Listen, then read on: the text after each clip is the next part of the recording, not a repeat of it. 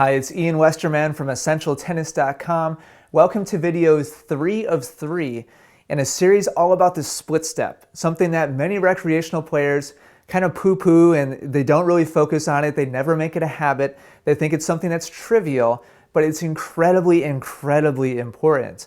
In the first video, we talked all about what the purpose is of the split step, and I also talked about the 3 main technical elements of the split step that are important for your success. And I used David Ferrer as an example. In the second video, I talked all about timing and how to time your split step correctly. And now in this video, I want to show you how the pros actually use the split step during point play. It's a little bit different than just the straightforward, straight up, straight down split step that we're all familiar with. And I think it's pretty cool to see exactly how they use their feet, because I think it's pretty awesome how dynamic it is, and there's a lot of little things going on that you might not think. Now, if you haven't seen the first 2 videos, please go watch them first. There's really important concepts in there that you need to get. But for right now, let's go ahead and get into the point play video, and this is going to be David Ferrer versus Andy Murray. Now, this is a practice session, but they're playing all out here. They're doing a practice match, which, by the way, I have the video up on YouTube of this match, so you can go check that out. But I selected a point here to really focus on their feet, and we're going to be looking at how they use their feet in conjunction with the split step. So watch Murray come up here into his split step. Here's contact made with the serve by Ferrer. Just like I talked about in video 2, Murray is coming down, even off the return of serve, where the ball's coming at him probably 120 miles an hour. Murray's coming down still as contact is being made. Now he touches down. Now, element number 1 that I want to point out that the pros do when they're playing competitively is they go up in their split step in a neutral fashion. So they're not leaning one way or the other. Their momentum might be going in one way or the other, but their feet are pointed forwards, their hips and their shoulders are facing forwards, and they're neutral. On the way down is another story, and let me show you what I mean by that. On the way down, you'll see them, and this is not the best view. On the next shot, you'll see exactly what I'm talking about. On the way down, you'll see them pivot their outside foot towards the oncoming ball. And here you see Murray here. I'm sorry, it's a little bit far away. We'll see better on the next shot by Ferrer. And watch Murray make contact here. And Ferrer is just about to begin his split step. Here it is. Now he's recovering back. He's recovering just in case Murray hits a really good deep return, which Murray is one of the best returners in the world, so it's a good call by Ferrer. But Ferrer is retreating back while making his split step. Now watch what he does here. Murray's making contact right here. Ferrer's executing his split step. Now watch, Ferrer by this point in time is identifying where the ball is going. So watch what he does. He's going to touch down onto his inside foot, and he's going to pivot onto his outside foot. So at this point in time, as Murray hits, Ferrer is neutral. Look at how his hips, his shoulders are facing forwards. His feet are both pointing forwards. Once he identifies where the ball is going, here's after Murray has hit, then he makes his move on his way down from the split step. So here he plants with his inside foot, pivots with his outside foot, and now he's going to make his move over towards his backhand side. And that's a pattern we're going to see repeated by both players again and again. Here's contact. Here's Murray in the middle of his split step. Murray, by the way, tends to get a little bit higher and go a little wider than a lot of professional players. To be totally honest with you guys, I think that is part of the reason why he moves so smoothly. And it looks like he's not trying at all. I think there's a lot of it has to do with that, to be totally honest. So watch how Murray comes down. Contact was made here. Murray is neutral, facing forwards.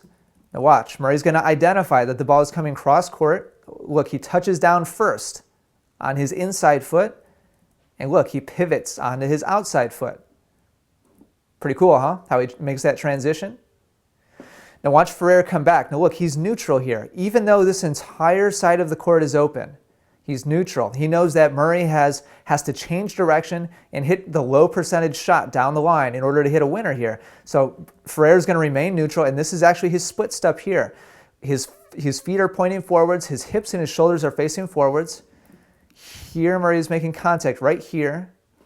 As Ferrer is coming up, now he's coming down again, and once Ferrer identifies where the ball is going, look, he touches down first. This would be his inside foot, and it's confusing because he's all the way over here, but it's his inside foot, pivots out onto his outside foot, and then moves out towards the ball. One or two more examples. Now Murray starts to recover. He's neutral. Contact is made. Murray is making his split step. Murray identifies where it's going, touches down on his inside foot, pivots out to his outside foot to move out towards the ball.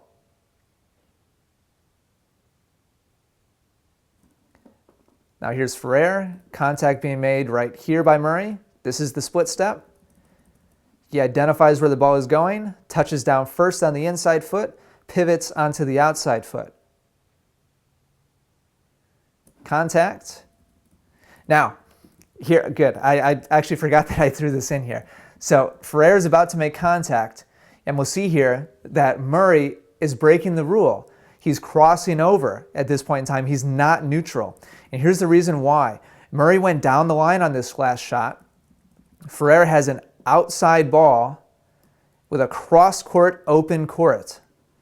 So Ferrer to go back down the line again really wouldn't make a whole lot of sense.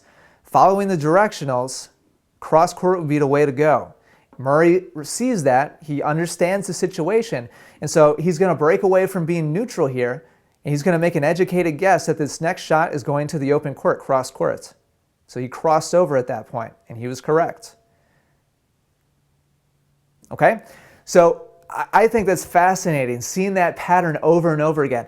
Unless the pros have a really good reason why they're reading that their opponent is not going to go, or rather, their opponent has a big enough opportunity that they're for sure going to go in a certain direction, they will stay neutral, they will come down from the split step, read the oncoming shot on their way down, and then adjust and touch down on different feet depending on which direction the ball is going. This is something that, to be honest, I didn't realize that there was this much to what they were doing until I really started studying the high-quality video that I got in Cincinnati this past summer. Really cool stuff. Now, I want to show you one more situation here in which the pros would not use a split step.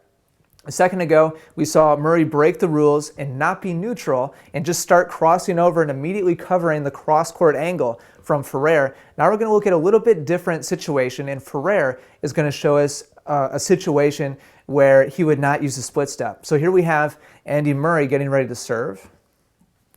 And Murray's going to hit a really nice wide serve that really puts Ferrer off the court. And it forces Ferrer to cough up a weak defensive shot. I mean, he didn't really have a whole lot of choice here. He did a nice job just getting that back. Now, he sees that Murray is about to hit a short forehand here, and obviously Murray's looking to do something offensive. So you'll see Ferrer do a couple of things here. This is really cool, and this is a little bit of insight into how the pros think and how they try to play one step ahead of their opponent. You're going to see Ferrer cross over and make some big athletic strides over to his right. Now, you would typically only see this when a player is guessing. So Ferrer is showing here, hey, I'm not gonna worry about back here. I'm just gonna run this way. I have a feeling that Andy Murray is going to be hitting to the wide open court, cross court with this weak sitter forehand, and so I'm just gonna make my move. Now, Ferrer is hoping that Murray sees this. And right before Murray makes his forward swing, Ferrer gathers his balance and shifts his weight back to his left. So he was hoping that Murray saw his footwork and that this is a fake by Ferrer. Ferrer looks like he's totally committing to going to the right. And then right before Murray hits, he catches himself and he's hoping that Murray goes back this way, hoping for an opening here to hit a passing shot. So that would be an example of a situation where you would not want to use a split step. If your opponent has a really obvious setup, if Ferrer had made a neutral split step and just gathered himself neutrally right here, Murray could have gone either direction and hit a winner in either direction. So Ferrer has identified that and decided to just guess. So he faked here. He went hard to the right, caught himself, and was looking for a shot to his left. Murray didn't fall for it, and he went to the open court. So hopefully this has been illuminating to you, and you start to see some of the footwork patterns that the pros are using on on a regular basis, over and over again. So in this video, we've gone over exactly how they use their feet to shift their balance, to identify the oncoming ball, and then be able to move smoothly in whichever direction the ball is hit. And I also showed you an example of breaking the rules and not using a split step when there's a certain situation when your opponent might have the upper hand and you need to just guess. So hopefully you've really enjoyed this three-part series.